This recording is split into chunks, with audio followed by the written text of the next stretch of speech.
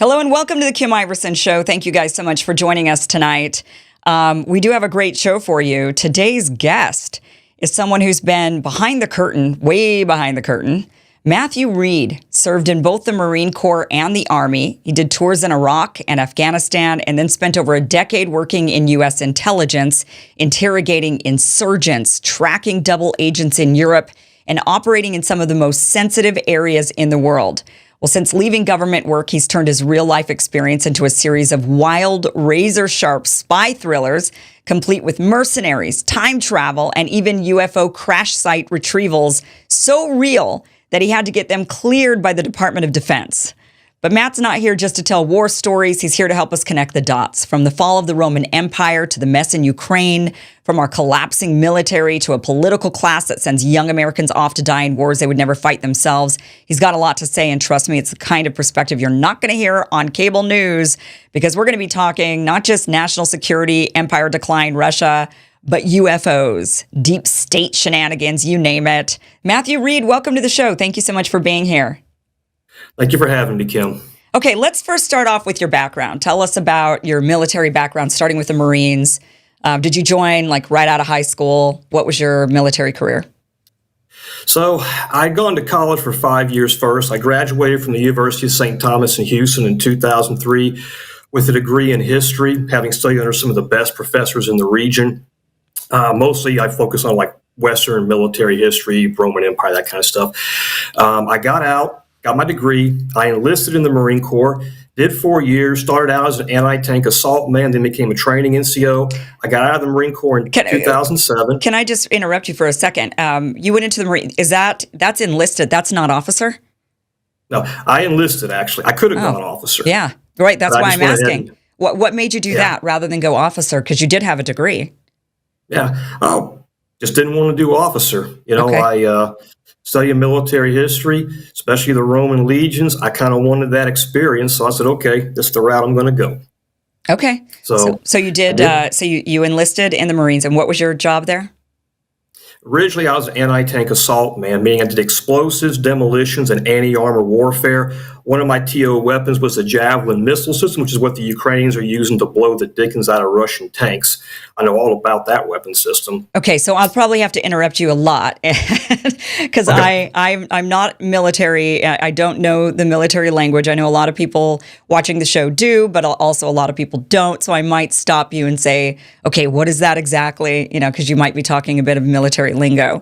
So your job exactly, describe your job like I'm a 5-year-old. So the job of an anti-tank assault man, it comes down to really two things: blowing up tanks and armored vehicles, and using explosives and demolitions to make anti-armor obstacles or blow down doors and blow down barriers. That's pretty much it. Okay, so you're focused on if the enemy has tanks, you're trying to stop the tanks. Yeah. Got it. Okay. And so did that. I got out of the Marine Corps in 2007, and probably the most important choice I made was after I'd been in civilian life for a while, working as a doorman at a topless gentleman's club run by a former mob boss who was in witness protection. That's actually what happened. I decided to go back in the military. I wanted to do spy and intelligence work. Try going back in the Marine Corps. They wouldn't take you back in because you didn't count for the recruiter's numbers. So I went to an Army recruiter, and he's like, how'd you like to become an interrogator? You'll get a top secret clearance. I said, okay. So I signed on. A few weeks later, I was at Fort Huachuca. I did what they call the Human Intelligence course, where they teach you how to run human intelligence sources, basically people who have information the U.S. military needs. Mm-hmm. And, of course, the arcane, sometimes dark arts of interrogation. I graduated that course in March of 2009. A couple months later, I was in Iraq. I interrogated a small number of terrorist insurgents, one of whom was one of the top insurgent leaders in Iraq. He was the number 2 guy in Diyala province. He was a sheikh. Went at him for 7 hours and 45 minutes. Came back to the States, went to the source operations course, which is where they teach you the principles of tradecraft, surveillance, counter-surveillance, how to operate under a phony name in, let's say, a denied environment where they have security forces either trying to roll you up or maybe trying to kill you. Okay. That was at Davis-Monthan Air Force Base where we did that. And after that, I was promoted to the NCO ranks, became a sergeant, and I was the non-commissioned officer in charge of my brigades, what they call the S2X, which is the Human Intelligence Shop. I ran that side of the operations along with some warrant officers during our Afghanistan deployment in 2011. Long story short, that deployment sucked the life out of me. We lost a lot of good people. Some of my friends that were lost, missing body parts, came back and, started firearms a couple years later. When I came back from that deployment in 2012, I was a little angry and bitter about some things. Being a military historian didn't help it at all because I knew this isn't how you do a war. Mm-hmm. But I stayed in the intelligence community. I went over contracting for U.S. military intelligence, first at Kandahar Airfield. Then I worked what they call a strategic clandestine assignment for a couple of years in Camp Phoenix and Kabul, then at Bagram Airfield. And at the end of 2015, I was looking for work elsewhere, and I was told, hey, they could use your help at Camp Bonsteel in Kosovo. We had a lot of human intelligence operations we were running in the Balkans alongside the Romanians. And long story short, my predecessor had figured out that a lot of our human intelligence assets had possibly been flipped back against us by the Serbs and the Russians. I was brought in to stop that and root those guys out. And it took me about 5 years to really get it cleaned up. It takes a while to catch those guys. Contract was actually pulled in early 2022. I was one of those who said, the Russians are coming into Ukraine. This is not a bluff. Some people challenged me on that and said, well, it doesn't make sense for them to do that. And I said, well, you're thinking like an American, not a Russian. I knew my history well enough to know when the Russians do stuff like this, they typically don't bluff. Mm-hmm. There were other things we saw, like the Russians were buying up thousands of derelict oil and gas tankers, which made no sense because they had their own merchant fleet. And the only reason they would be doing that is if they were preparing to get around the type of sanctions that would get slapped on you if you started a war. So to me, the pieces were all there. A couple weeks later, I'm leaving the country. I'm at the N-Word Hotel in Pristina, Kosovo. Nice hotel, by the way. And I'm having a couple shots of Jack Daniels, and I see on the news the Russians were starting to try to blow their way into the Ukraine.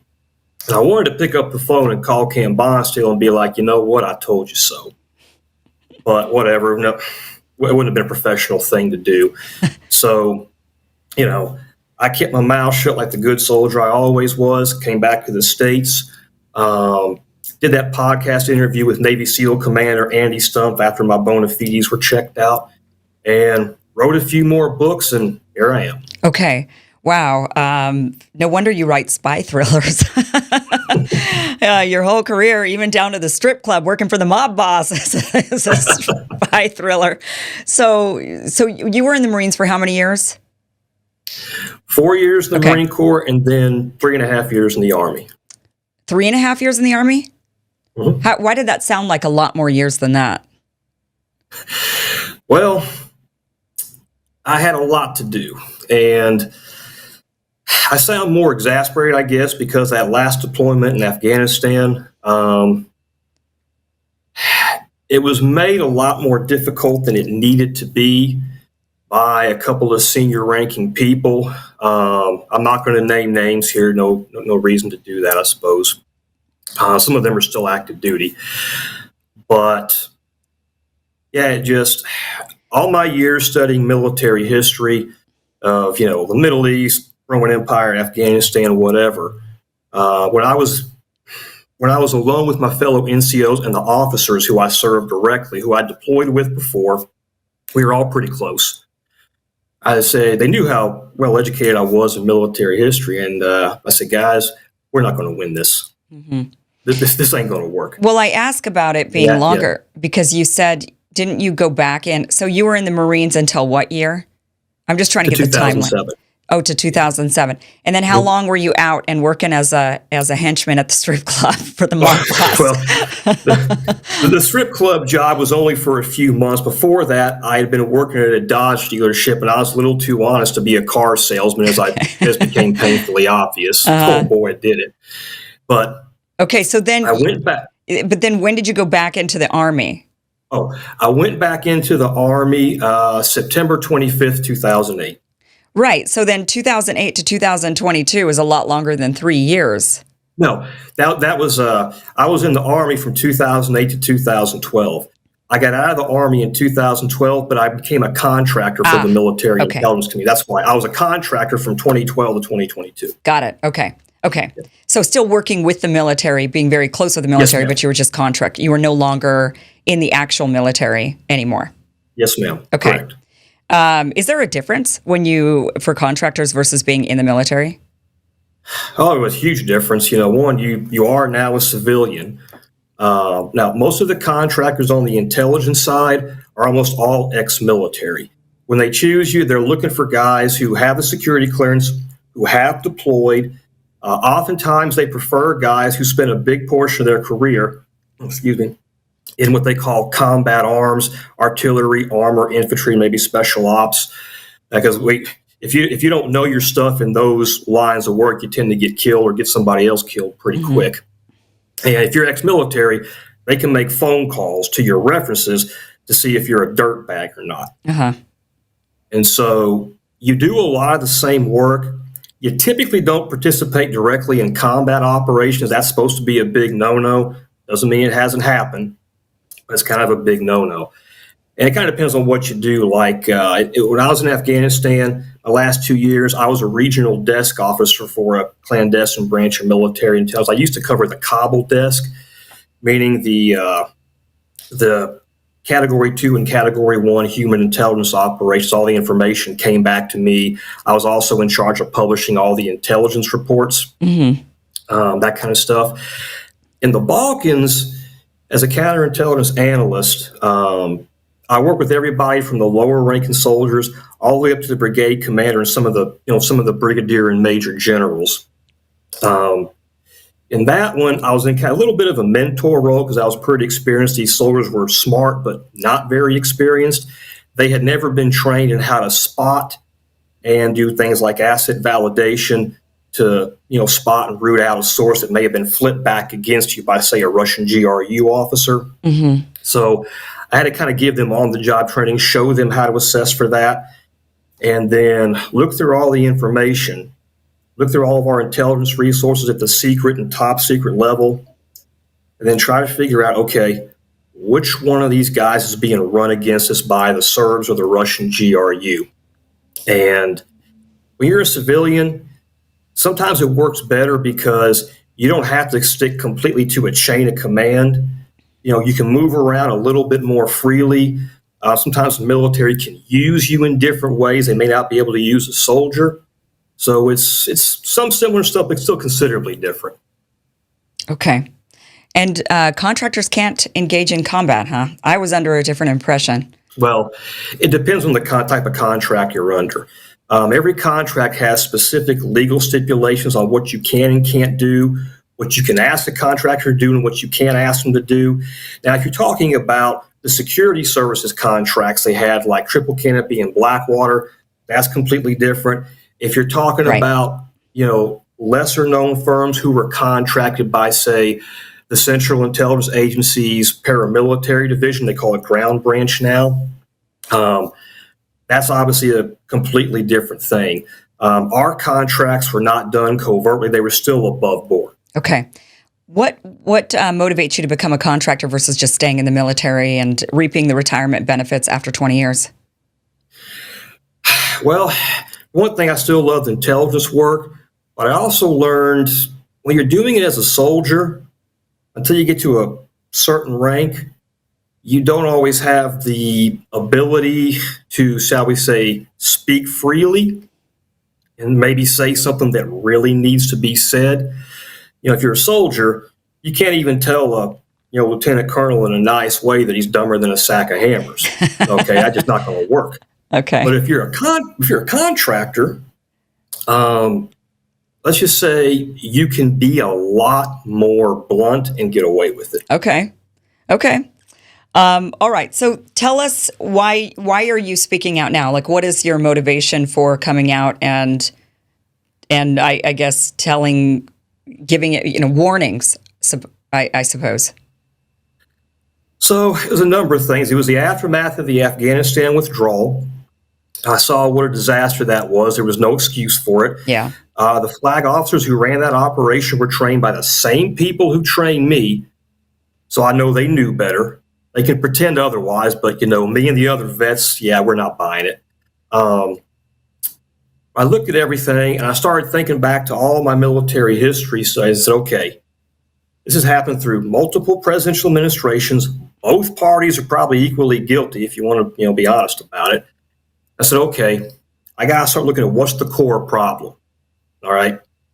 And when I thought about that, everything I'd read and studied on the Greeks and the Romans in particular just came pouring through my head like a waterfall. And then I could pretty much put the pieces together and see what the core problems really were. Biggest core problem, it just comes down to one thing. No skin in the game on behalf of our political class and our maybe wealthiest 1%. Mm-hmm. And the reason I say, my military history studies got me thinking hard about that is it's a stark contrast between the way the military systems of the Greeks and the Romans, at least the Romans up to about 230 AD. They had an interesting set of laws and traditions that just stun Americans when they hear about it. To be a Roman senator, you had to do 6 to 8 years as an officer in the Roman legions. You had to have combat experience. You had to have scars. You had to have killed people and defeated other guys in battle. You had to be endorsed by Roman centurions, NCOs. And when you worked your way through the cursus honorum, starting with the army, then becoming like an aedile, a quaestor, engineer, whatever, became a senator, by Roman law and custom, your male children, your sons, had to also be serving 6 to 8 years as officers, tribunes, we would call them, in the legions. And if you were representing an outer province, like, say, Illyria, Gaul, Rhaetia on the Danube River, if they went to war with another foreign power, like the Dacians or the barbarians, you had to strip off that toga, put your body armor back on, strap on a sword, and you had to go out there putting yourself at risk on the front lines, hooking and jabbing, as we used to say in the Marine Corps. And so if they screwed up and did something stupid, one, usually they got killed. And if a mistake was made by a consul or another senator controlling an army, another part of the empire, the Roman senators, their sons got killed too. It wasn't just the sons of the middle class and the poor. Their kids got slaughtered, killed, or beheaded too. Yeah. And of course, that creates a system, what I like to call extreme authority and extreme accountability. The Romans didn't have generals like we think of it. They were pulled from the ranks of the Senate, consuls. When the Roman senators made a consul or somebody else a temporary general, they're basically appointing the guy who's leading their children into battle, not just everybody else's kids. They tended not to put morons in charge for the most part. And so they made sure they had the authority to do whatever was necessary to accomplish an objective. And the Romans, one thing they never deviated from, the first legionary's boot never hit the deck until they had a crystal clear objective that was very simple, maybe one sentence long. Right? They kept it simple. And if a man who was appointed as a general, even if he was a senator, if he failed to accomplish that objective or he got a legion wiped out through being stupid, when he came back to Rome, the senators would go get their old gladiuses, their old swords they had from when they were in the army, beat the guy to death, hack him up, or throw him off the Tarpeian Rock. So if you were made to be a general, you either succeeded, you either got killed in battle, or your fellow senators hacked you up into sushi. Oh, jeez. So it was a completely different system. And so that's what I like to call skin in the game. And that gets into you talking about, issues we're having recruiting now. So there's a lot of issues playing into it. Let me just tell you what I've seen on my end. Mm-hmm. This isn't being talked about in the news. So ever since we went to an all-volunteer military, we've overwhelmingly gotten the bulk of our military, and especially our combat arms forces, from basically the Midwest, Texas, and the Deep South, right? And most of the guys serving have got grandfathers in World War II or grandfathers who were Vietnam vets, you know. One of the things that has gotten a lot of American soldiers killed on the ground level, starting in Beirut, Lebanon in 1983, were rules of engagement that were put in place that I swear looked like they were trying to get us killed. You know, in Beirut, when Hezbollah was shooting anti-tank missiles at the Marine barracks, the Marine Guards weren't even allowed to load the magazines into their M16s. They were literally out there as sitting ducks, helpless, until finally a suicide bomber rolls in, you know, kills almost 300 of them. The guards had no magazines in their weapons. In Afghanistan and Iraq, there were many cases where the rules of engagement, you're in a no-win situation. I knew of one Marine corporal who is in Iraq, saw a really fat Arab woman coming towards his checkpoint, but she had a thin face. Thought she might be having a suicide vest underneath her. Normally, you see something like that, you tell them to stop, they don't stop, bam, you take the shot. He hesitated because he was afraid he'd be tried for war crimes. She went, blew him up, pretty much butchered his lower body, I think killed one of his buddies and blew both of his legs off. And so you've got that much time to make a decision, and those are your parameters. Mm-hmm. Same thing in Afghanistan. We had rules of engagement. They pretty much negated all of our tactical and operational advantages for the conventional forces. And that happens day after day, year after year. Those veterans come home into their communities, which is where the same communities they come back to in the Midwest, Texas, and the Deep South. Is where the military's primary recruiting grounds really are. And say, hey, this is BS. Don't do it. If they're going to tie both your hands behind your back and basically tell you got to commit suicide to do your job, brother, it ain't worth it. And that started happening actually probably around 2014, 2015 as the war was starting to wind down a little bit. A lot of these guys are getting out. That's one of the big reasons why they started to have that, you know, drop in recruitment, which of course is what actually brought the Roman Empire down. But how would the average person know that? I mean, the average person doesn't know. You know, the kid that's coming out of high school doesn't know all of what you're saying about what's going on and the rules and that they're sticking you in danger. I mean, all they're getting is, okay, there's all these wars. We're in this never-ending Middle Eastern war. I don't know exactly why we're fighting it. You know, I mean, my interpretation is there's a difficulty in recruiting for the biggest reason is kids are just thinking, there's nothing patriotic about this. I mean, it's when after 9/11, there was a huge recruitment boost, right? Because suddenly people were like, we've been attacked and we need to defend the country. And I think that's a natural feeling for all of us. I think if the country is attacked, all of us, most of us would rise up and say, well, hell no, that's not happening. We're going to stand up and defend our country. But we feel that there's like a pull towards that. But when these wars go on and they're in the Middle East and they're like basically for Israel, it's not even for the United States, we're not being attacked. People then think, well, then what's the point of that? I mean, I'll go and I'll defend the country all day, any day. But I don't know what this is just a military industrial complex. It's just for money or it's for some other reason. It does get to that core problem about no skin in the game. So one of the reasons you can see these wars becoming disasters and dragging on, this is another core problem that I think is contingent on the first one. No clear objective. Now, what do I mean by that? Let me give an analogy. So let's imagine you got two SWAT teams, okay? SWAT Team A, best training, best weapons, best guys imaginable, right? They all look like Hercules, right? But they got a big bureaucracy. Their leaders don't have skin in the game, and a lot of them aren't too bright. You got SWAT Team B, less well-trained, not as muscular, not as well-equipped, but they have a streamlined chain of command, and the guy in charge knows what he's doing. SWAT Team A, they tell him, hey, go shoot some stuff and do some stuff in this neighborhood so, my poll numbers go up or whatever. They go, okay. So the sniper says, hey, I'll shoot those rabid pit bulls. The breaching team blows up the mailbox instead of blowing up the door. The shooters try to shoot their way in because the breacher's doing his own thing. And every member of the SWAT team tries to do their own thing and turns into a massive disaster, right? Real expensive, never ends. But SWAT Team B, they said, here's the objective. We got 15 Tren de Aragua, whatever, gang members in there and 2 hostages. We're going to go in, get the hostages, kill every one of those guys, and then we're pulling out of here. Done. Like the British and the Romans would say, butcher and bolt. Real simple. Okay, World War II, what was our objective? To crush and annihilate the German and Japanese empires and secure their unconditional surrender by any means necessary. That was it. And whether you were the president, congressman, diplomat, soldier, civilian, everybody could articulate what the objective was. In Iraq and Afghanistan, we had no clear objective.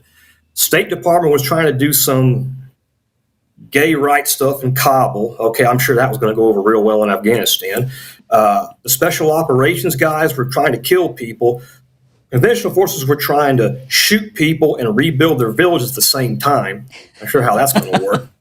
Okay, smile at them when you just shot their son. Okay, I guess that's going to work. We got some, right, party favors or something, some Campbell's soup. Air Force was doing its thing. The CIA had its objectives. Delta Force had its. SEAL Team 6 had their objectives. Marines had their objective. So there's no clear objective. Now, these wars drag on without a clear objective. And the kids who were going to enlist, they do tend to come from military families. So they're hearing from their brothers and cousins and uncles about these rules of engagement. They're going to get them killed. Why does all that happen? Well, here's where we ask the question. If we had the Roman and Greek military systems, where our senators and congressmen had to do 6 to 8 years in combat arms and by law to keep their Senate seat or Congress, House of Representatives seat, all their sons had to be serving in some function in an Army or Marine Corps combat arms unit, just like the Romans. And when we went to war, some of those congressmen and senators had to put body armor on, strap it on, and get out there and hook and jab. 1, how long would those rules of engagement lasted? 2, how long would we have been in there without a clear objective? And would these wars have gone as they did? Yeah. Would draft dodgers like Dick Cheney, right, Fife, and all those guys be able to do this? No. Yeah. It's kind of like right now, and I don't know your stance on the Israel-Palestine issue, but like with Netanyahu, one of the issues that people point out is that his son is just frolicking around on the beach in Miami. He has a son, IDF age, and he's sending in these other kids to go into Gaza and get killed. And meanwhile, his kid is fine in Miami. No big deal. I mean, I don't know how the Israeli people are putting up with that. I don't know how they're not marching in the streets. Well, they should be. I mean, they should be like grabbing his kid and dragging him into Gaza and saying, hey, I mean, we're having to be there. We're having to sacrifice our kids. We're having to sacrifice our own lives. Like, why is your kid frolicking away in Miami? It's just the hypocrisy of it. But it's the point you're making. I mean, there's no skin in the game for these leaders. They're just like, well, it's not my kid dying. It's your kid dying. And I don't care. And it's just no big deal. No big deal. And I think that's the problem is we're getting so further, even with how modernized warfare has become, as we get drone warfare and people try to understand, some people don't understand why is drone warfare immoral, in my opinion. In many of our opinions, drone warfare is immoral. And it's because when you take the humanity out of it, then human beings just become ants. It's like getting rid of pests in your home. Like you don't have any personal feeling. There's no, oh, this would be a terrible thing. I mean, when you remove that and back in the day when you wanted to kill somebody, you had to look them in the eye, right? I mean, and then we developed bombs and that made things more impersonal. And now drones have made them even more impersonal. But that's kind of taking the skin out of the game. I mean, if you had to look the enemy in the eye and actually kill them with like a bayonet, I mean, that's going to be, you got to really decide you want to kill them because they might kill you. And, but now it's just, we'll just drone them from Washington, D.C. We'll just send it all the way over and no big deal. And we're not humanizing them. So either, you've got to humanize people in one way or the other. Either you got to look them in the eye and kill them, or you got to send your kids into the same battle that you're sending other people's kids into. And that's just not happening. Well, it's like people forget, say the Roman emperors, for example. We hear all the movies are made about the crazy ones, and don't get me wrong, they're kind of fun to read about, but they weren't necessarily the norm. many Roman emperors, by their own choice, Trajan, Hadrian, Marcus Aurelius, Septimius Severus, though his sons Caracalla and Geta, you saw him on the second Gladiator movie. He should have drowned both of them at birth. Those guys were something else. But Aurelian, Gallienus, they all suffered horribly mental and physical wounds from years in battle. And Marcus Aurelius and Trajan both suffered what we would call PTSD. Trajan fighting for 2 years against the Dacians, then invading Mesopotamia. As the Romans would say, he caught iron, meaning he took a couple of arrows in the chest and a sling cracked his skull, a sling bolt. Suffered horribly. And, that was what a lot of Roman emperors actually did. And when people talk about, the Romans were immoral, okay?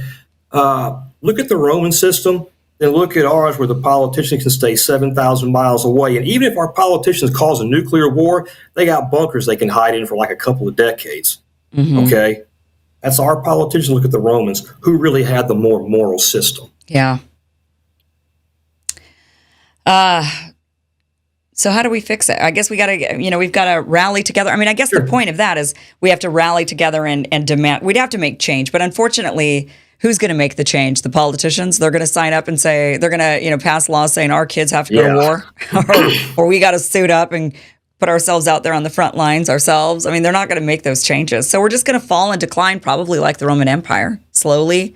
I don't think it'll be some big, people kind of think maybe there'll be some big shock event that takes the United States down. And I think it's going to be a slow burn into decline, just like the Roman Empire. And you and I might not even be alive to see the end of it. It'll probably take 100 years. What happened, interesting, you're bringing up the Romans. So when we look at the history of Rome, you get to the end of the 3rd century AD. They've come out of the crisis of the 3rd century. A lot of bad things happened. They damn near driven the Goths to the brink of extermination. Eastern Europe, they reconstituted their empire. And then right around the reign of Diocletian, something very sudden starts to happen. Now, what I'm about to say, we know this from studying not just their records, but things like the Notitia Dignitatum, like the collection of Roman government records the Catholic Church used to have a long time ago. They had a 72% drop in military recruitment that held for almost a generation. 72%. You're in the military, stop and think about what that does. Your NCO Corps disintegrates. Your ability to train the next generations of soldiers in all the sophisticated tactics that you've perfected that give you critical advantages is gone. For the Romans, it was marching camps, engineering, combined arms, passing through the lines, all these brilliant tactics they had that nobody else could ever match. That starts to disintegrate and go away. Mm-hmm. They were not able to reinstate the draft for a variety of reasons, but what do the Romans have to do? I'm going to oversimplify here. Here's what happens. They had to throw open their borders, bring in hundreds of thousands of unassimilated barbarians, their former enemies, the Alemanni, the Marcomanni, maybe some of the Quadi, the Lombards, and try to get them to serve in the army in increasing numbers, okay? And what that does is over time, the Roman army, when you start to read their history, you get to about the late 4th century AD, the Roman legions are virtually gone. And the 5th century AD, the whole Roman army is being run by barbarian chieftains, Odoacer, Theodoric, Fritigern, guys like that, Gaiseric. And you go, wait a minute, what the heck just happened here? You kind of got to go back and look at the details. And those barbarian elements that replaced the Roman army, that the Romans outsourced their security to, collaborated with Rome's enemies in Central Europe to rip the empire apart from the inside out. So here's an analogy. Okay? Let's imagine in the year 2078, whatever, the U.S. military has a 72% drop in recruitment, like that. Goes on for a generation. Let's imagine we didn't have two oceans on either side of us, okay? So how do we solve that? Well, let's say we throw open our borders, we bring in ISIS and Taliban tribesmen and their chieftains and drug cartel enforcers to staff out the Army and Marine Corps and try to organize them into a military. Now imagine they get a little pissed at the guys in Washington, gee, how could that happen? And they start ripping the country apart from the inside out, burning cities, burning Washington, sacking it, destroying infrastructure, burning libraries, destroying universities. and then finally that destroys us. That analogy, that hypothetical analogy, is exactly what happened to the Romans. Now, yeah, but we're not going to have, but with that analogy, I just can't imagine we're going to have like Taliban and ISIS people flooding in through our borders, and actually we're going to recruit them into the military and be like, here, let us give you some. Then again, stranger things have happened. It's not like we're not giving these guys guns in the Middle East, so we might as well give them guns here, right? What's the difference? So maybe, but I have a hard time believing that. Well, I just use the analogy to illustrate what happened to the Romans to kind of help people wrap their head around it. But that just seems extreme. It seems extreme if it's like ISIS and Taliban being recruited in. Yeah, it would be. Yeah. It seems like, well, okay. So I want to kind of talk about some other things here because you have such an interesting past that I want to kind of dive into. Well, I do want to ask you about the current military, the decline. So you think that because Pete Hegseth, now he's the defense secretary. Him and Trump have announced $1 trillion defense budget, which is not what people voted for. People voted for Trump to reduce the military budget, to reduce the Department of Defense, and instead he's beefing it up, amping it up, $1 trillion into it. What is it that they're going to do that you think would be like? Why do they need that much money, and what sort of change could they make? Pete Hegseth is saying things like it's the DEI that collapsed the military. It's that we're getting rid of that. He's out there doing push-ups with the guys, like, so. And I don't want him to do push-ups with the guys, not because, I know Pete Hegseth works out every day. That's great, but I'd rather he cut budgets than make friends. And he did exactly what I worried about. I worried that if he's out there lifting weights and doing push-ups with the guys, that he would bond with them too much, and then he'd want to give them more, which is exactly what happened, rather than saying we're cutting, which is what I wanted to do, is like be a ruthless cutter. And instead, he's expanding. Why do we need to do that, do you think? Do you think we need to? Personally, if I were made king, okay, if we could make me king for a month, I would obviously do a lot of things differently. Part of the problem you're going to run into is the way the military-industrial complex works. Okay, here's an example. Let's say you become the Secretary of Defense, you're SecDef Iverson, and the soldiers say, hey, for this new enemy, we need this new pistol, a 45 caliber ACP, whatever. Costs you about $700 at Bud's gun shop, okay? And you want to equip them with that. You try to equip them with that new weapon system, forget all the bureaucracy you got to go through, okay? You're going to have a bunch of congressmen and senators say, hey, Secretary Iverson, I'll vote for this program, but I want the magazine to be built in my district here in Georgia. Congressman Smith is going to say, yeah, but I want the ejector or, the trigger to be built in my district.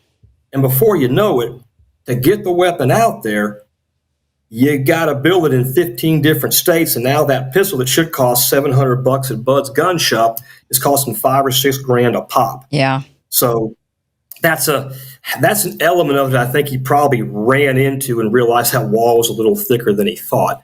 Other things going on. I'm seeing some things. I'm seeing some things behind the scenes that would suggest they might be anticipating some kind of a nuclear conflict with Russia. And if that's something they're anticipating, it scares the hell out of the right number of people. Oh yeah, they'll start writing checks. I'm not 100% sure why that is. I may have seen some classified intel that I haven't. But no, there's a tremendous amount of waste in the defense budget. And there were a lot of military issues. Obviously, if you've got a military, everyone's got to be treated the same. Mm-hmm. Okay, you can't treat anyone like they're special. And some of the stuff that they were doing with DEI was like, we got to spend all the time talking about this, and that, and this person over here, we got to give them some special standards and whatever. And you don't want to do that in a military organization. Military is designed to be a very, very cold-blooded machine. That's what it is. And another issue, this isn't so much an issue right now, but it was an issue when Trump won the election the first time, and Mattis did kind of fix it. All those years of doing those counterinsurgency operations in Iraq and Afghanistan, a lot of our sophisticated conventional arm skills we had that were really good, like being able to fight and maneuver with speed at night instead of daytime, that takes constant practice to do that. I'm speaking from experience. So a lot of those skills had drastically degraded. Mm-hmm. And we were at the point where we're going to have all of our NCOs and field grade officers, and none of them would know how to actually fight a normal war against a near peer adversary like China or Russia. They said, hey, we get into a conflict with like North Korea or Russia, we're going to get a lot more guys killed than we need to. We have to correct this problem right now, such that the Army, for example, is trying to get NCOs who have long since retired, who were in the 80s and 90s, to come back in to show them, hey, how did you prepare for war back in the 80s for chemical weapons, for nuclear, because we don't know how to do it anymore. Mm-hmm. They're having to take those measures to correct that problem. Plus, look at what's happening in the Ukraine. In spite of how good the Ukrainians have done, how well we've trained them, how well they have fought extremely well, their casualty rates are just geometrically higher than what ours were in Iraq and Afghanistan. And so we're looking at that and going, wait a minute, guys. We have to fight a truly modern war. We're going to be sustaining casualties a lot higher than what our manpower system can absorb and recover from. And so some people in the DOD looked at that and said, okay, look, if a conflict's inevitable, let's use the Ukrainians to bleed the Russians as much as possible. We can learn how they fight, get real intel from the battlefield, field it right back to the defense contractors to rework the weapons. I think that's what's driving some of them, not on the policy side, on the guys who deal with operations but don't deal with policy. They just have to deal with the worst case scenario and what the reality is, and that's probably why they're doing it. You think that's why they're dragging out this war? Part of me says that's probably a part of it. The idea is, this is where I got to, we're going to talk about Ukraine. If you want me to, I can tie the history stuff all the way through Ukraine and show you how it all fits together. It'll all make sense. Okay. So, Roman Empire, Western Roman Empire is gone. Poof, adios. Eastern Roman Empire, Byzantine Empire survives for a few centuries. They get their act together for a lot of different reasons. Around the 10th century AD, they make contact with Prince Vladimir of Russia. Prince Vladimir agrees to adopt Christianity as Russia's, state faith. That becomes starts the Russian Orthodox Church, right? They're part of Eastern Orthodox. Well, at that time, it was all still part of the Catholic Church. Then in 1054, you have something called the Schism of 1054, the Great Schism. It's where Catholicism splits between the Western Roman Latin-speaking church and the Eastern Orthodox Greek-speaking church. That schism severs any connection the Russians could have made to the Latin-speaking church in Rome. It's a pretty important step. Mm-hmm. So time goes on. The Byzantine Empire collapses. You have the Muslim world and then the Christian world, right? Initially, the Muslim world was far more sophisticated and far more advanced medically, technologically, every way possible. They were the more sophisticated power by far. Only reason Islam was contained really was because of some of the military brilliance of the leaders of the Byzantine Empire. Oversimplification, but there it is. So they're more advanced than the Western Europe, pretty much all the Europeans, except for maybe the Byzantines. And so you got to ask yourself, okay, what happened? Well, in the Muslim world, you had guys like Ibn Taymiyyah and Al-Ghazali convince the people that they should go to religion and tribalism and not science, right?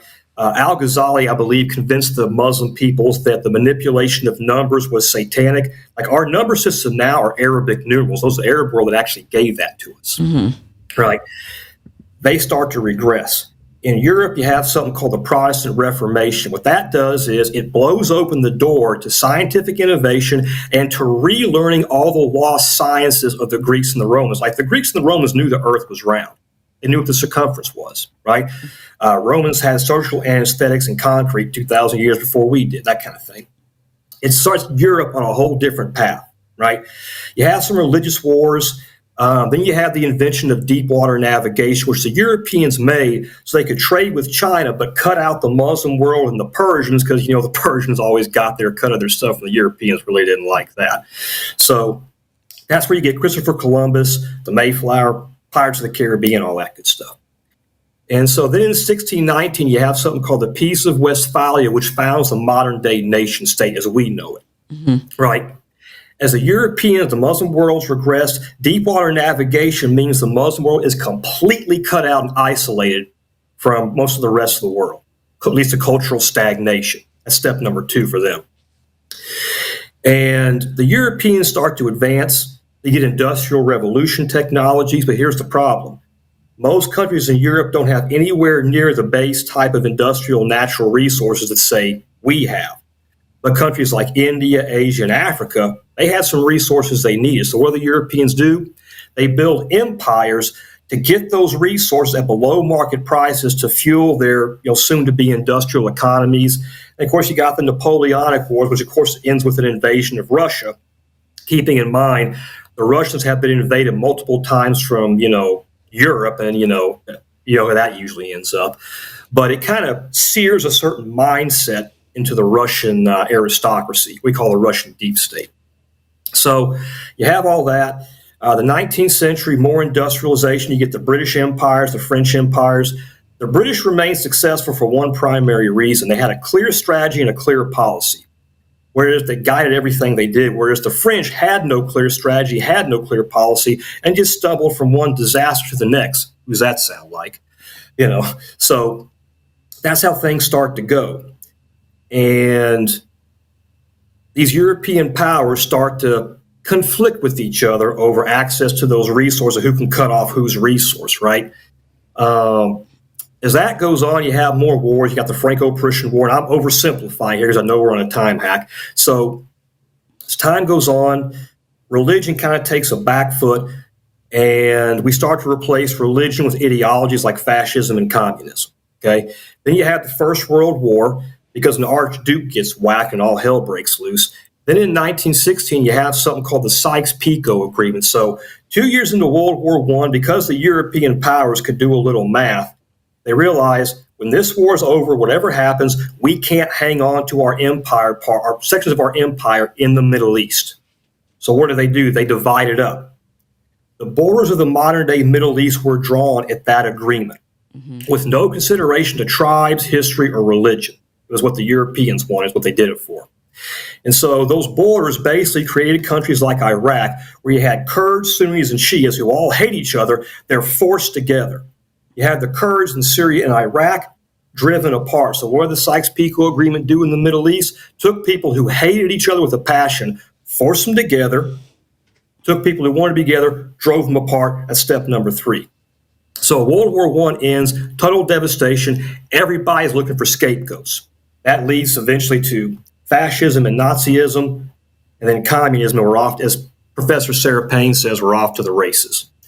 World War II happens. The Germans launched the biggest invasion of Russia in history. 3 million Wehrmacht troops. They came at the Russians with everything they had, their best generals, you name it. They almost succeeded. We helped the Russians build out a logistics network where we took a bunch of our factories in the U.S. and we moved them across the Arctic Circle, one piece at a time, right down into Russia. Right? We built the Russians like 476,000 Studebaker trucks, I think. And then Heinz Guderian, one of the top German generals, says, oh my God in heaven, they've mechanized the Slav. So as the war progresses, Russian intelligence does 2 things that are noteworthy. Okay, one, they have 5 spies, Burgess, McLean, Blunt, Cairncross, and Philby. We call them the Cambridge 5 British spies. They're giving the Russians really good intelligence on German weapon systems. Okay, and the Germans aren't stupid. They can see what's happening. The Russians have a sleeper cell network in Europe that was called the Red Orchestra. They use that network, long story short, to feed disinformation to the Abwehr, which is German army or German military intelligence run by a guy named Reinhard Gehlen.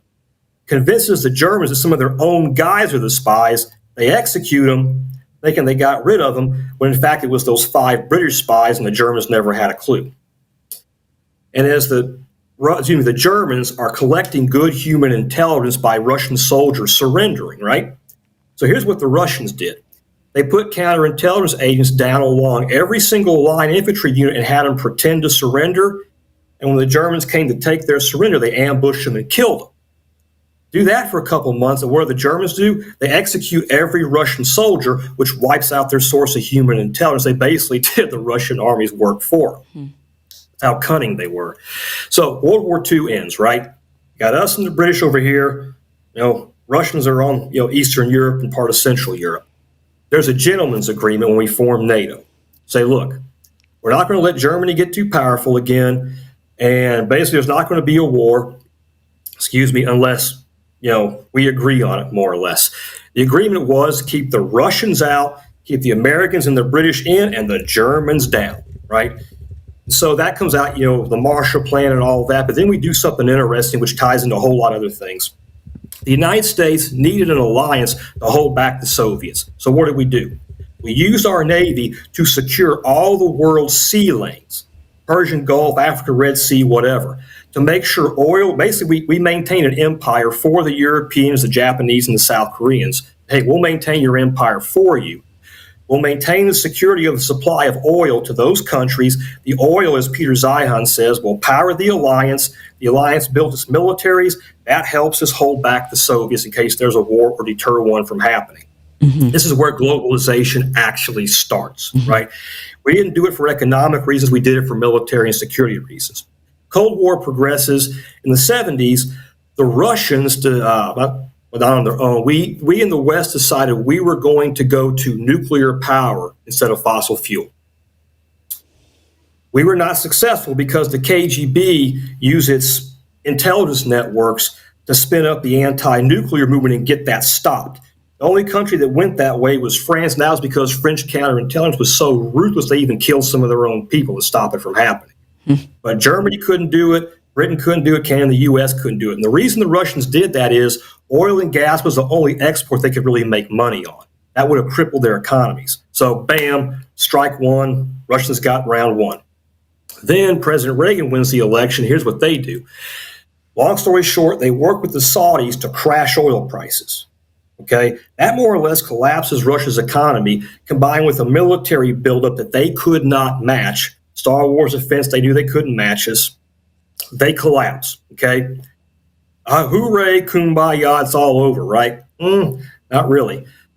The Russians had a 60% drop in birth rate like that after the wall came down. Okay, and throughout the 90s and early 2000s, their number one export is what? Beautiful young Russian girls to brothels and whorehouses in Asia and Europe and other places like maybe Canada and some places in the U.S. even. Hundreds of thousands of them, right? Collapsing birth rate, millions of women either going out as mail order brides or trafficked out as sex slaves by the dreaded Russian mafia. Run this forward a couple of generations, what does that do? It gets to the point where by about the year 2019, looking at Russia's birth rate and demographic numbers, I think about the end of this decade, maybe the middle of the next one, the Russians will not be able to staff an army even half the size of the one they have now.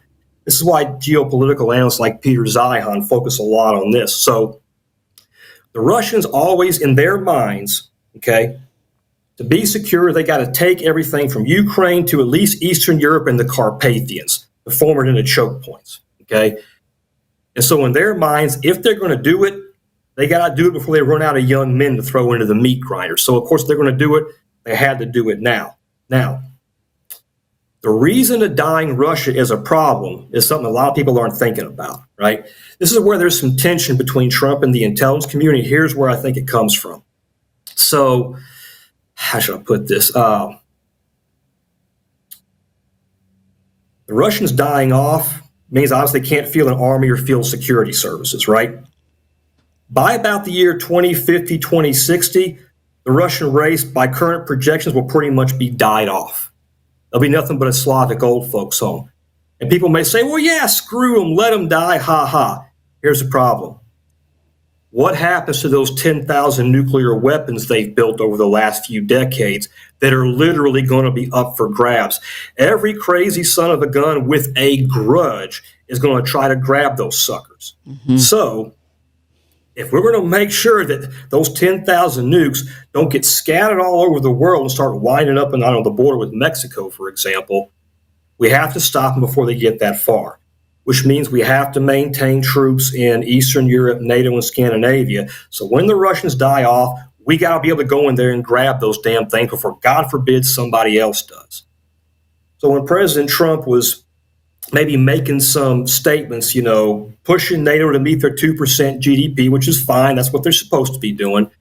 But when he's made statements that maybe indicate he might be thinking about pulling out of NATO, that's where the tension started, because people in my line of work are like, hey guys, time out.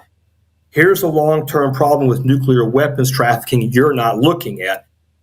That gets into a bigger problem because we know that nuclear detonations bring hundreds, sometimes thousands of, we'll say, UFOs or flying craft of unknown origin. We learned that the hard way in the fort. Here's where it ties together, okay? It's the UFO thing. So if you look at the open source tracking of UFO sightings around military bases, they skyrocketed in 1945 after we detonate the atom bomb at Trinity. Then in the early 50s, we detonated something called the Teller-ULAM device, or the hydrogen bomb. And it skyrockets again. Now, when I talk about UFOs, I'm not talking about drones or aerial phenomenon. I'm talking about things like the UFO whistleblowers are actually talking about. These are craft that maybe come in from low Earth orbit. They zip around our battle cruisers, go into the water. We track them. No visible signs of propulsion. They seem like they come into our airspace at will. Now, we've been tracking this since the late 40s.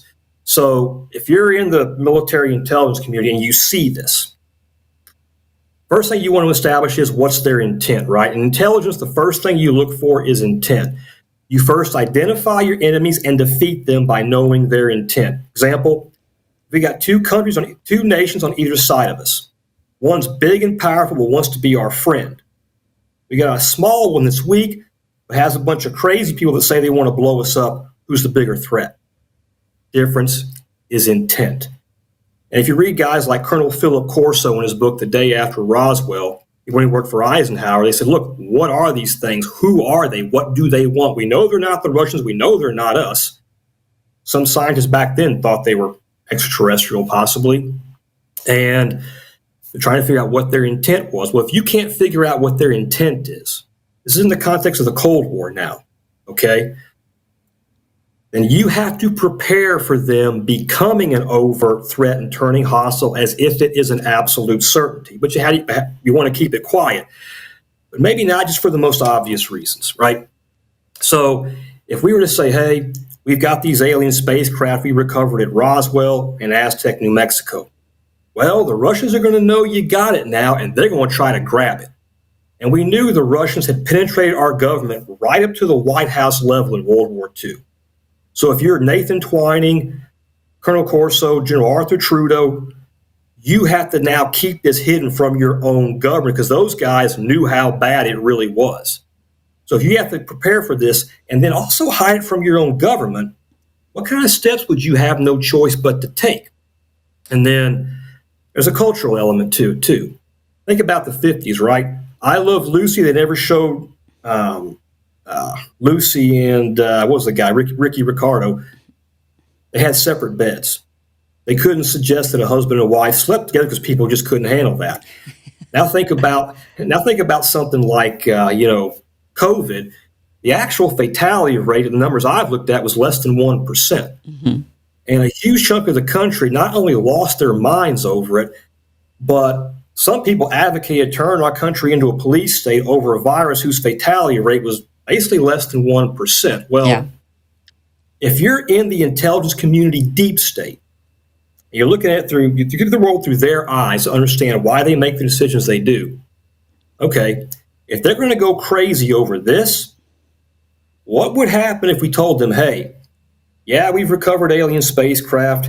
We haven't reverse engineered everything.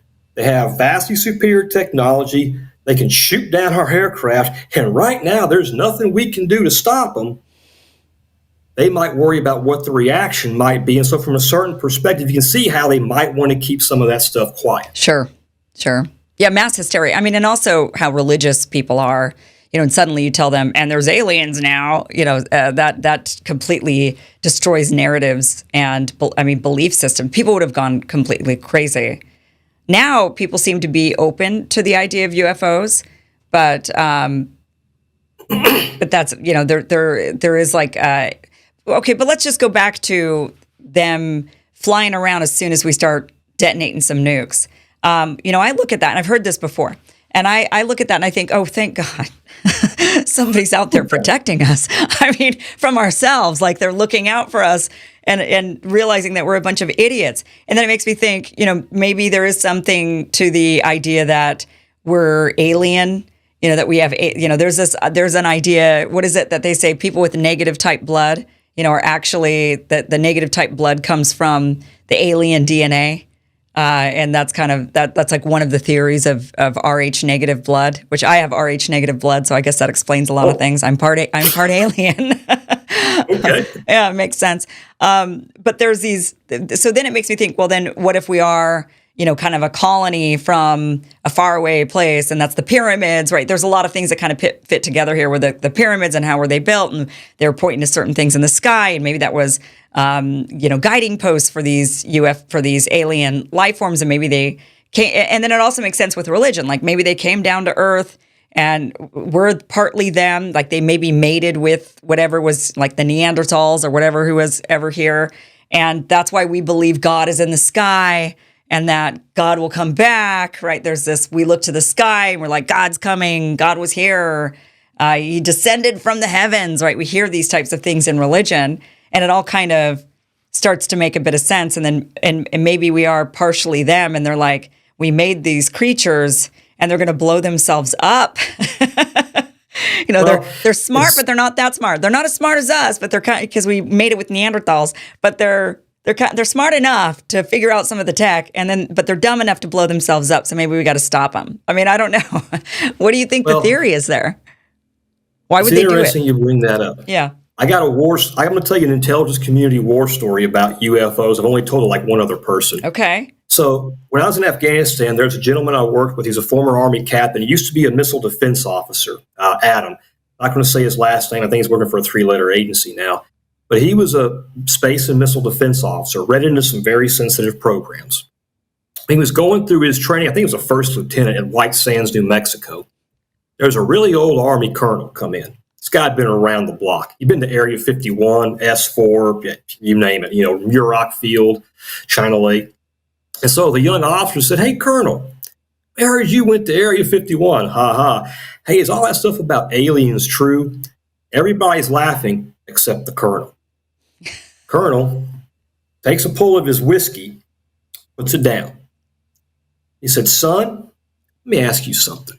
He said, "Imagine you're a seafaring culture. You keep going by this primitive island you don't really think much of. You just pop in and take a look at what the idiots are doing every so often.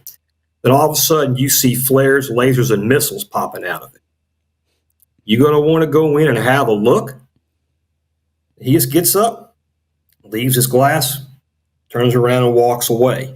Now, other stuff you did made me think about something else. So in his book, The Day After Roswell, Colonel Corso, it came out in 1997, he's trying to explain, look, this is why we did what we did.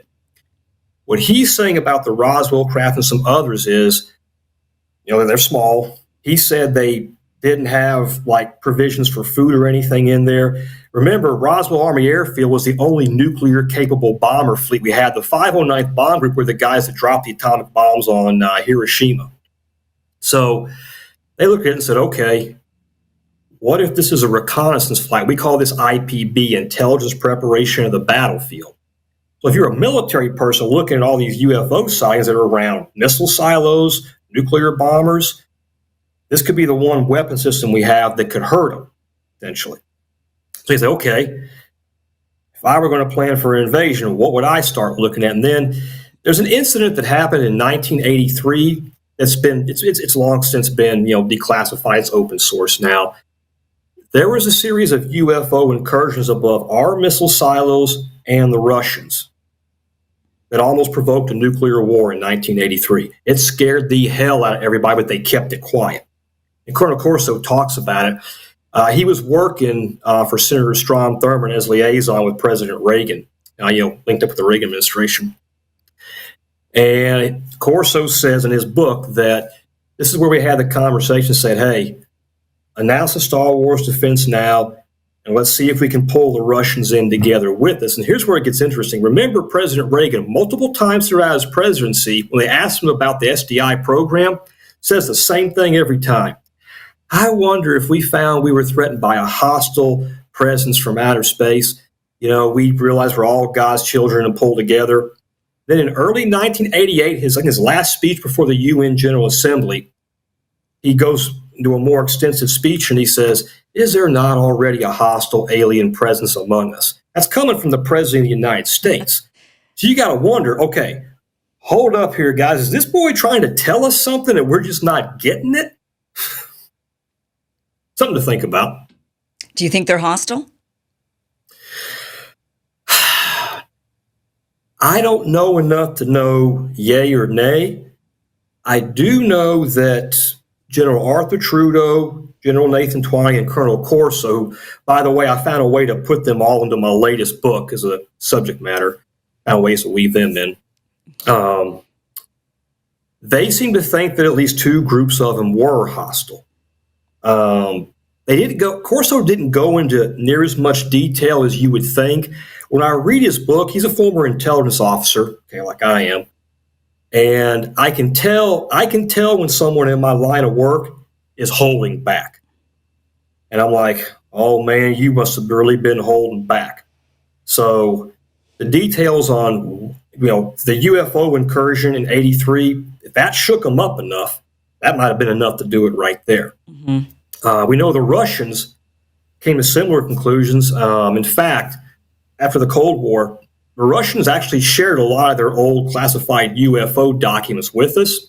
And we learned through their documents that were declassified that they had come to their own conclusion, unanimously, their scientists and their spies, that the United States had reverse engineered alien spacecraft. That was their conclusion. Now, I don't know how guys like Vladimir Kroichkov and I can't remember who Gorbachev's deputy was, maybe Mikhail Suslov, or how Andrei Sakharov, their top physicist, I don't know how or why they came to that conclusion.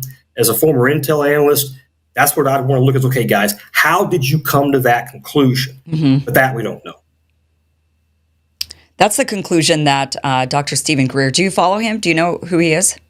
Oh, I know who he is. Yes, ma'am. Yeah, that's what he says, that a lot of the aliens, that we're seeing, the UFOs, it's actually the U.S. It's actually, some black site, the black ops style programs that are funded that no one in Congress even knows about. It's like a kind of where that $1 trillion disappears from the budget, that people are like, where did the money go? And there's no trace of it. And it goes into these programs that they're reverse engineering this alien tech. Well, there'll probably be a lot of that going on, but a lot of the sightings I actually don't think are our craft for one particular reason. So that type of technology would be held under what we call a SAP, a Special Access Program, right? And the laws regulating those things are unbelievably draconian and Orwellian. Mm-hmm. So let's say you and I are running a Special Access Program where we've got flying saucers powered with, nuclear reactors or whatever. They can go like Mach 20, okay? If we took those craft and deliberately flew them around U.S. naval vessels, we'd be committing felonies for, quote, exposing uncleared personnel to a deep black program. That actually can get you put in jail. So a lot of those sightings, I'm pretty confident, are not ours. If it's the Russians, why aren't they using it in the Ukraine? This stuff's been around for decades. I see no way how the Chinese, who just 30 years ago were like a third world country, could have aped us on that in the 1950s. It doesn't leave too many options.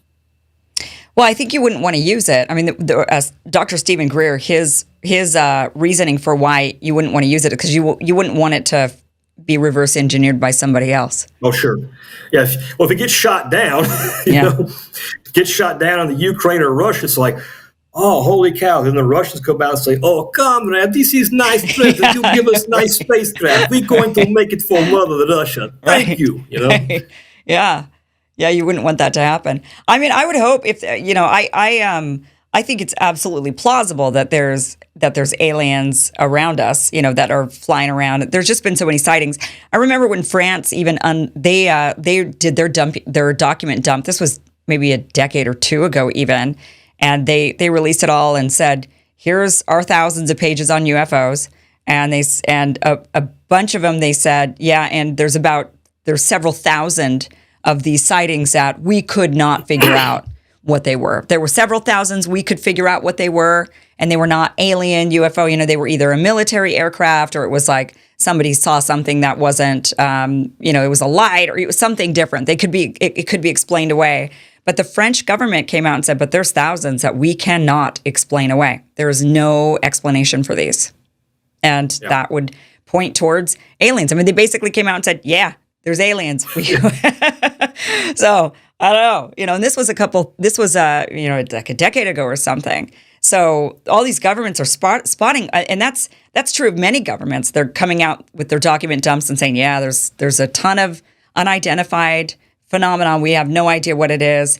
So I think it's plausible, of course, then at that point to say, well, then this must be aliens amongst us. They must already be here. So if they're already here, then they can't be hostile. I mean, they must not be hostile. And the fact that otherwise they would have done something already, I would think, could be wrong, of course. They could be plotting and planning and playing the long game and getting us in the end.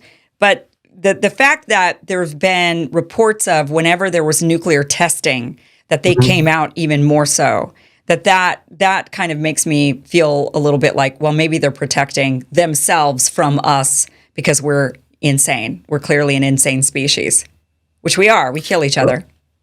Well, yeah, we're very warlike. And the questions you're asking about, if they're among us, are we sure they're hostile or not?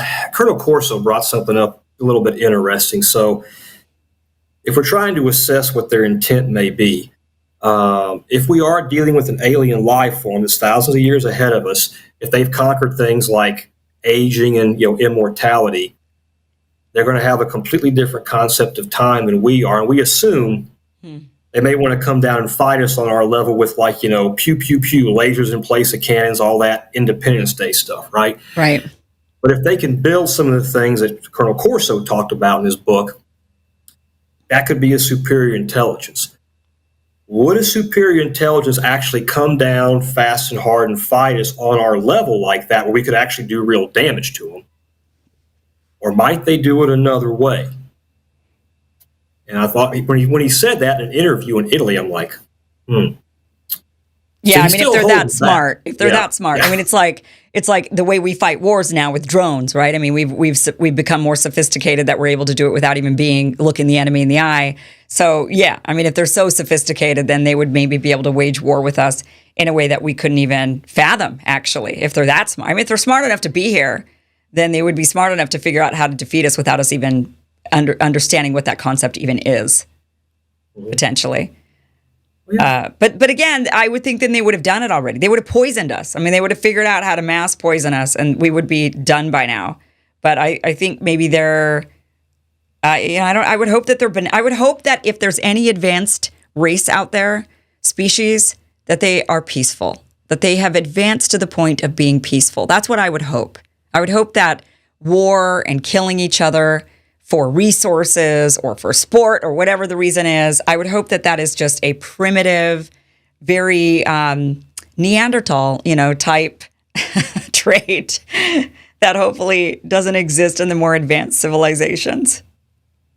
Well, you would hope in fact, these gets into particularly two of the books that I wrote. And your audience might actually be interested in just these two particular ones. So I actually wrote a military sci-fi time travel novella called The Time Killers. Now, that's about Gen Xer soldiers and intel operatives going back from 2027 into time to 1987 and 1990 to kill 4 people who are responsible for the aftermath of a war between the U.S. and China that involves viruses, nukes and all that stuff. Mm-hmm. But part of one of the primary elements of the book is they figured out how to go back in time by reverse engineering an alien spacecraft with the help of one of the occupants. And they inject the soldiers with these things called nanites, little microscopic machines the aliens help them reverse engineer. They go back in time, and of course, the nanites can be transmitted through certain bodily fluids. And one of the soldiers has an affair with a call girl. And so I said, okay, this is a good story. How can I expand on it in a way that will entertain but inform people and get them looking in the right direction? So I wrote a sequel to it called The Time Killer's Christina's Tale. That's the one that had multiple agencies had to get that sucker cleared. I actually thought I was going to have guys with black sunglasses show up at my apartment, be like, Mr. Reed, why are you writing about crash site retrievals, boy? Well, it didn't happen. They cleared the whole thing. Oh, good. No redaction. But in that one, timelines altered, and corporate mercenaries are going back in time after taking over the time travel facility to kidnap Christina Blackwood, known as a result of her affair with Sergeant Mike Rain. She has those nanites in her blood. They can't get to her in modern times because she's living at Area 51. They're going to basically kidnap her, bring her back, and chop her up like a lab rat for this pharmaceutical firm. And Bill Carpenter, the CIA case officer from my first novel, In the Death of Night 2.0, manages to send 3 intel operatives back through time to stop them, link up with some mercenaries, one of whom's a Vietnam vet, to kill off the corporate mercs. But in that context, because reverse engineering alien technology was a key part of the Time Killers, I expanded in the Time Killer's Christina's Tale, where I show you how I think they covered up Roswell. I show you in detail how the intelligence community would have actually hidden those crash site retrieval programs inside other nuclear programs where the Congress wouldn't be able to actually get at them. I basically show you how they hid it from the government and how they hid it from Congress. Okay, that's the part of the book I was worried about. I thought, oh man, when I turned the manuscript into the Pentagon, I'm like, God, I hope this doesn't go too bad. So I had all that in there. And if you have any Gen Xers in your audience, both those books also is like an adult version of Stranger Things, going back through the music, fashion, and culture of the late 80s and early 90s, but in the context of this call girl's life and these other intel operas that come back through time. But if you want to get a good detailed explanation of how the intelligence community on the military side could have hidden multiple crash site retrieval and reverse engineering programs underneath other programs to keep it away from Congress, I literally show the readers step by step how they do that. Wow. Okay. Well, we do have the link down below to your books. These are fictional books, but as you've just heard Matt say, with a lot of injection of a lot of the stuff is accurate, real, based on real information. So that's pretty exciting. But we do have several of you've written many books, it looks like, but this is part of the Houston thriller series, I think, is the Time Killers, the Christina's Tale. And again, like I said, we do have the link down below to your books. Matthew Reed, Matt, it was so great talking to you. You are such an insightful walking encyclopedia of historical information. Have you thought about doing a podcast? Like, who is it that does a great podcast series? Daryl. What's Daryl's? He goes by a different Martyr Maid. He does a really great podcast series. You should listen to that and maybe do kind of a podcast series similar to that, but on obviously different subjects. I mean, you just are a wealth of information that people would really love to hear, these kind of historical breakdowns of going through that Roman Empire. I mean, just that story of kind of going from the beginning all the way until where we are now. And even going into the future, actually, with UFOs, this stuff is so valuable. People really want to know more of this stuff, so you should consider it. I'm just saying, you should consider doing like a historical podcast series. Oh, definitely. I've been on some other podcasts with guys like the Distinguished Savage and guys like Robert Breedlove. I might not have the time to start my own podcast, but I like going on podcasts like yours and a lot of these others because I see all the division in the country, people at each other's throats, not accomplishing anything. And I think, okay, guys, what you guys are at each other's throats over are just symptoms of a handful of core problems that have not been identified and addressed, like no skin in the game, right? Yeah. So people look around the world and go, okay, why is all this happening? There's so much misinformation out there. When you tie it with just pure history and military history and show you where it is, you go, oh, okay. Yeah. I don't agree with what's happening, but okay, I understand how this happened. Yeah. Right. Well, that's why I think you should do a podcast. It's without a guest. It's just you narrating like how you write books. I mean, you're writing books that are fiction, so you might as well do historical factual, nonfiction podcast series to kind of walk people through all of this information to get us to where, so that people can have a better understanding of today or a better understanding of tomorrow. I think it's something to think about. That's all. I don't mean to put more work on you, but. Oh, no, ma'am. I sincerely appreciate the compliment, and I'm honored to be able to come on your podcast. I sincerely appreciate it. Thank you so much for being here. The links are down below to Matt's books and the rest of the, how to contact Matt and all of that. So thank you so much for being here. Really appreciate your time. Thank you, Kim. Thanks for watching this clip from the full Kim Iverson Show, which you can check out Monday through Friday, 2 p.m. Pacific, 5 p.m. Eastern. The show airs live. It is a 1-hour live show Monday through Friday. Just head to KimIversonShow.com. See you there.